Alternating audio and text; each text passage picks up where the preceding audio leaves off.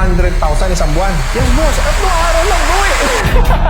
Bawing-bawi talaga agad, boss. Makatotohanan ba ang 3 araw lang bawi dito sa Yummiest Takoyaki? Ang kapital ako ng 24,000, nakabenta ako ng 200,000 isang buwan. Yes, boss. 200,000 sa isang buwan. Yung first day niya na yon, ang sales niya, 13,000. Hindi ilang araw lang bawi niya may puhunan. 3 araw lang, bawi.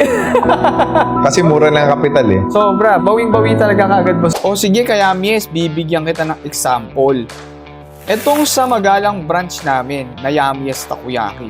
Ang sabi dito sa video, At aakalain nyo ba na nakakaubos sila ng 640 pieces at sa isang araw lang yan? ay mga ka-Yummies, no, napakinggan ninyo, no? 600 takoyaki balls ang nabibenta nila kada araw. So let's do the math. Kunyari mga ka-Yummies, 600 takoyaki balls.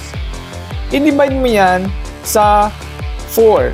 Kasi ang 4 ay isang half order yan. That would be equivalent to 7,500 pesos kung ibebenta mo yan ng 50 pesos. Ngayon naman, kung yung ino-order sa'yo ay tig 55 pesos, which is yung ating bestseller na classic takoyaki natin, that would be equals to 8,250 pesos. So, 7,500 pesos times mo yan sa 30 days.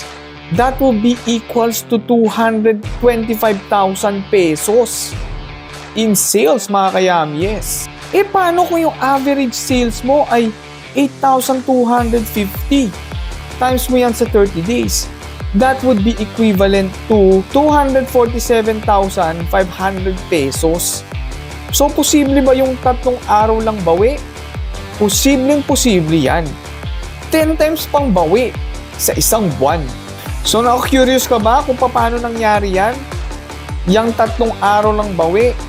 Tapos, after 1 month, 10 beses mong kinita yung pinuhunan mo. Message ka lang dyan sa ibaba sa comment section. Pag-usapan natin yan. Or pwede rin naman, mag-message ka sa aming Facebook page dito sa Yummiest Takoyaki. Pag-usapan natin yan. Baka makatulong kami sa iyong franchise journey. Inquire na!